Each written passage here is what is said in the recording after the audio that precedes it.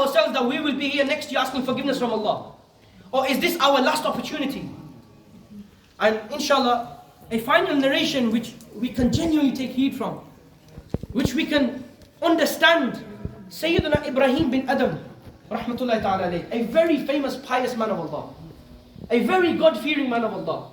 So a man came to Sayyidina Ibrahim bin Adam and he said, "Oh pious man, I have a problem that I keep indulging in sins one after the other, one after the other. Give me some sort of idea. Give me some sort of idea where I can stop doing my sins, where I can do tawbah. I do tawbah and I gather into sins again and again." Sayyidina Ibrahim bin Adam, he gives him 6 advices. Advice number 1, he says, next time you make a firm intention to commit a sin, do not eat the sustenance of Allah. Stop eating food. So he says, "Oh pious man, I've come to you for advice. What are you giving to me? You're saying to me that I should stop eating the sustenance of Allah. Wherever I go, I will eat the sustenance of Allah. I can't stop doing that." He says, "Do you see how horrible it is for you to commit sins and displease the one whose sustenance you are eating? Do you see?" And then he gives the second advice.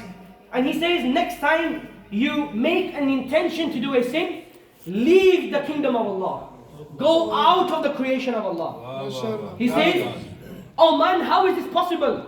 North, east, south, west, everywhere I go, I will stay in the makhluk of Allah. I will stay in the kingdom of Allah. What kind of advice are you giving me?"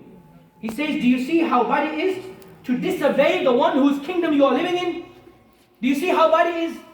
The third advice he gives, he says, next time you make a firm intention to commit a sin or to displease Allah, then stay out of the sight of Allah and commit the sin. He says, "Oh pious man, I'm asking you for advice. How is this possible? What are you saying? How can I commit a sin but not do it when Allah is saying me?" He says, "Do you see how horrible it is for you to commit a sin when Allah is watching? You know He is Sami, you know He is Basir, He is all knowing, He is all hearing, He is all watching. How can you do this in the presence of Allah subhanahu wa ta'ala?" He gives the fourth advice and he says, when the angel of death comes to you, then tell the angel of death to go away and give you more time to repent. He says, "Oh man of Allah, how is this possible? That the angel of death is coming to me and I'm saying to him to stop. When the angel of death will come, that's it, that's my time finished. How can I do anything? How can I repent? I will not even have time to reflect." He says, if you know that you don't have time to reflect, then why don't you value your time and prepare for the angel of death to come to you? Nare takbir, nare risala, nare hadari. He gives the fifth advice. He gives the fifth advice. And he says, when Munkar and Nakir come into your grave to ask you your questions, then take them out of your grave.